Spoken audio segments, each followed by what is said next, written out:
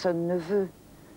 Les animaux estropiés, j'ai une petite chienne que vous avez vue à la Garrigue qui s'appelle Amélie, qui sort d'un laboratoire de vivisection, qui a une expérience Alors, très grave. je vais vous demander de répéter, de dire ce qu'est la vivisection, même si c'est à chaque fois redire la même chose, car pas tout le monde sait ce que ça veut dire. C'est quoi la vivisection? C'est la honte, vous entendez, de notre civilisation actuelle. C'est 300 millions d'animaux qui crèvent par an dans le monde entier sur les tables d'expérimentation animale, mais qui crèvent dans des souffrances et des douleurs qui sont inimaginables. Moi, je ne pouvais même pas le croire et je ne peux toujours pas le supporter. Alors, sont des animaux qu'on prend et qu'on charcute, qu'on ouvre, à qui on enfile des tuyaux de douche rouillés dans le ventre pour faire savoir quoi, on greffe une autre tête à côté, à qui on fait subir des atrocités. Alors pardonnez-moi, je me fais vraiment l'avocat du diable au risque de vous choquer.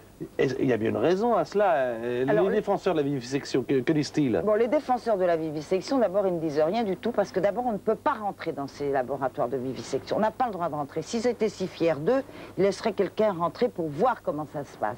Ça se passe dans des sous-sols, des trucs fermés, plus fermés que des stations nucléaires ou des banques.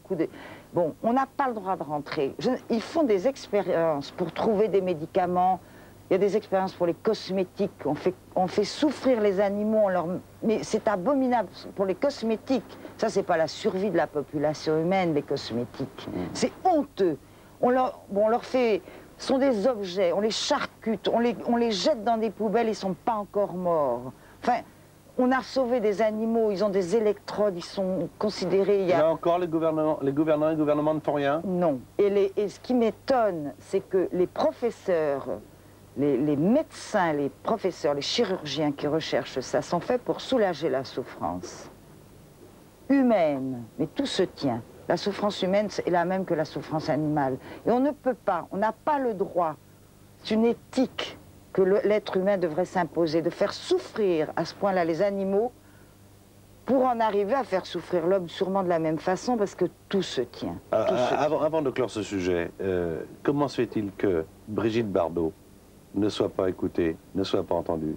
Mais qu'est-ce que je suis par rapport à des centaines de milliards, de milliers? Les gens font ça pour de l'argent. C'est l'argent qui motive toutes les horreurs dont les animaux sont les victimes. C'est l'argent. Ce sont les gros laboratoires qui veulent trouver le premier un médicament que l'autre ne trouvera pas.